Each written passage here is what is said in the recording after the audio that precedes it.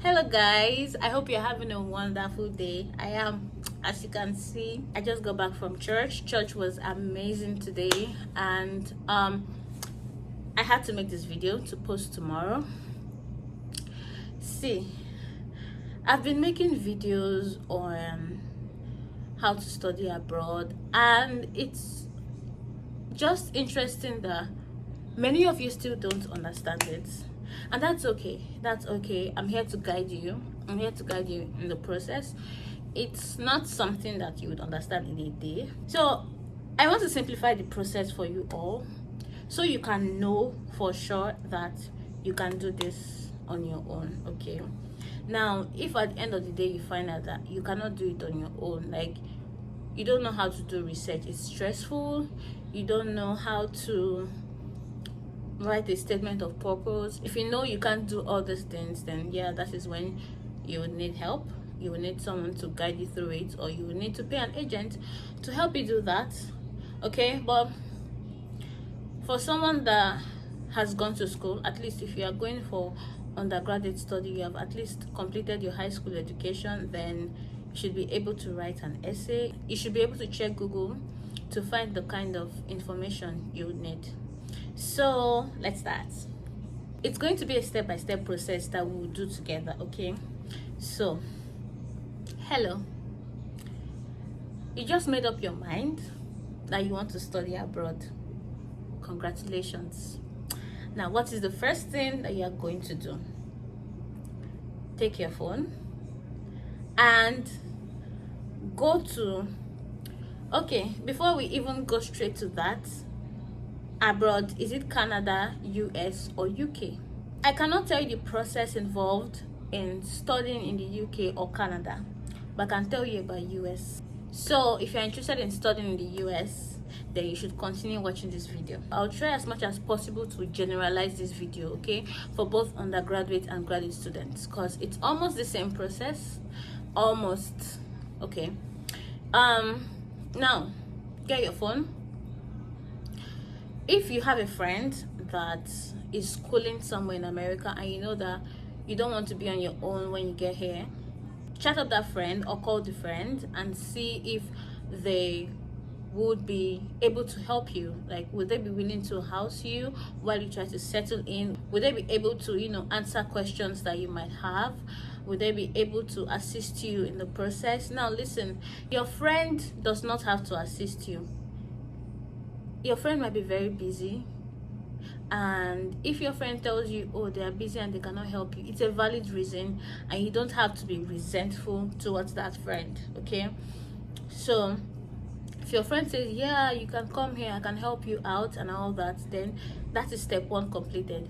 But if you don't have a school in mind already, or you don't know a friend that you might want to stay with, here's what you can do. Even if you already have a friend, you should also do your research. Now, by research, apparently it seems like the word research might be daunting to a few people. It might seem like, oh, you have to do an actual research and check for your hypothesis and all that stuff. That is not what I mean by research. I mean, do a simple research. Get your phone out and just type www.google.com. okay, now you've typed google.com, you're going to see a tab where you can search.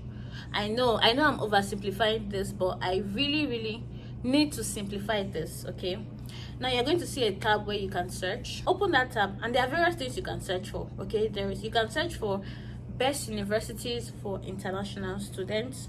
You can search for cheapest universities for international students. You can search for schools that offer scholarships to international students. Now you are seeing where this fits in.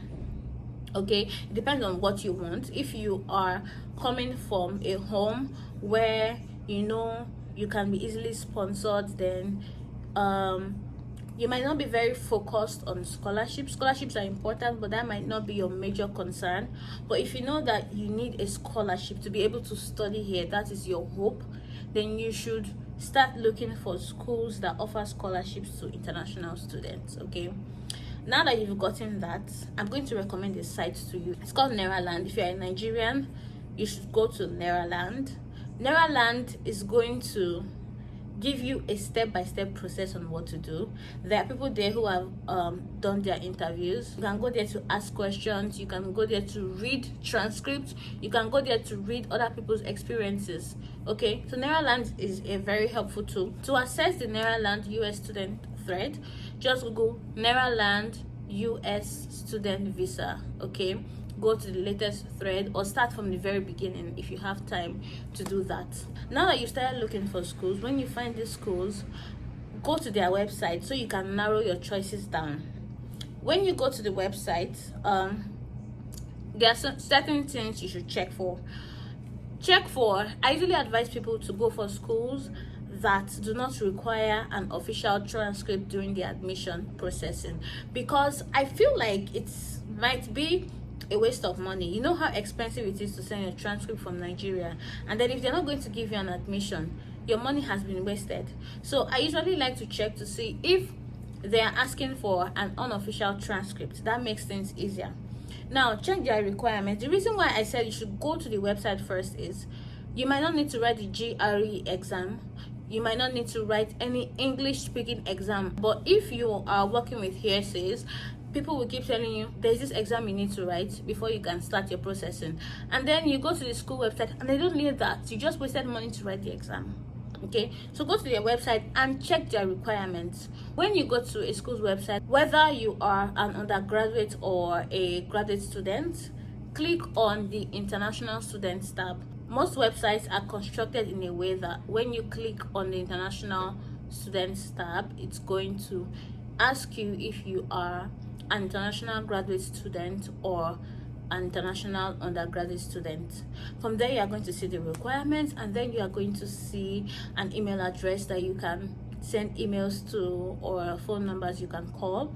Sometimes the information on the website is usually not enough, so you would still need to send emails. International phone calls can be expensive, so send emails. Okay, send emails. But if you'd rather talk to them, then call them.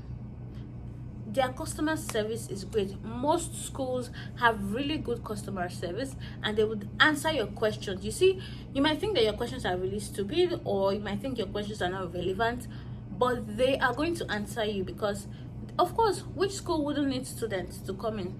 So they're going to answer you for sure. After you've gotten the requirement, you start working on it. You make a checklist, start working on your statement of purpose. If you cannot write it, there are people who write that professionally.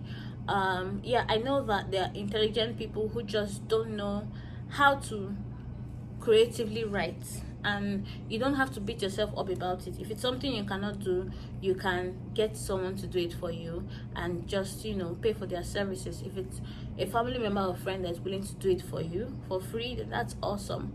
Okay, so start working on your checklist while you save money. After you're done with all those things, you would need to pay your application fee. By this time, you should have contacted your lecturers. At least 2 lecturers from your school should give you a letter of recommendation, and then you can get one from your place of work. Okay, but if the school, always follow instructions. If the school says we want the 3 letters of recommendation from your lecturers, then you are getting 3 from your lecturers. If the school says we just want 1 letter, good. If they say 2, fine. If they say we don't even need a letter of recommendation, fine. That is why I said always go to the website to check the instructions. The next thing you are going to do is to start working on your resume or your CV. Some schools might require that, some schools might not, so that is another thing you need to check. Okay, also, if your school wants you to write a GRE exam and you really want to go to that school, then you should write the exam and start preparing for it. You should start studying. You can start studying online. There are various study groups online that can help you out. Now, if you really don't want to write the GRE exam, then it's time to look for another school. But if you really like this school, you see that their funding package is really good, or like you like the environment, that's another thing I would advise you to do. If you're going to a particular school, try and Google what living in that place is like. How is the weather? Is it too cold? Is it too hot? How what's the cost of living like? I know I've said this before in my previous videos, and I'm saying it again because it's very, very important. If you really like the school, then go ahead, write the exam. If you're asked to write an English speaking test, then this is the time to send another email. Let them know that you are from an English speaking country and you do not want to write the exam, that you grew up in a country where English is the national language, you were taught in English in school, you speak and write good English, so you do not want to write the exam. A good school would waive that. Okay, if you give them a good reason, they are going to waive the test for you. Yeah, so the major exam is GRE, and at this point not all schools are requiring it because of COVID.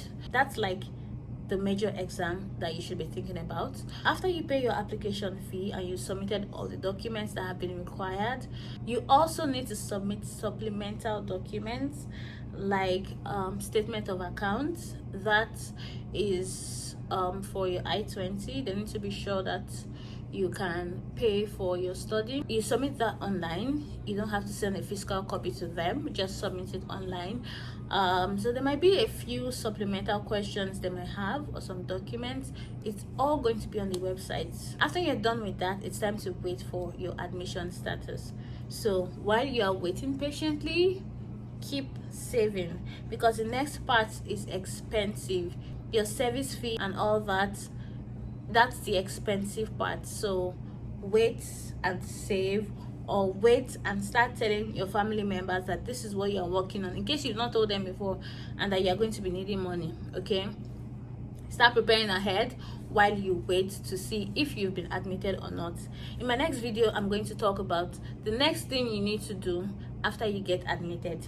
I'm also going to simplify it, like make it really easy. So hopefully by now you know that what I mean by research is checking Google, and hopefully I've made it really easy for you, that you wouldn't be confused the next time I'm talking about the process. Thank you so much for watching. Thank you for subscribing, for sharing, for liking and commenting. I'm really glad that I can help a lot of you out there that are on the US student visa journey. I'll see you in my next video. Please remember to subscribe if you haven't. Remember to share this video to your friends that might be looking at studying abroad. I know many people say US is so hard to get into, US is this, US is that. It's not, okay? So share it with your friends. And if you have a friend that you are planning to travel with, maybe you guys want to like do best friend goes together and travel together, you guys should watch these videos together. And if you have questions, let me know in my DM. Okay, have a wonderful week and I'll see you next week. Bye.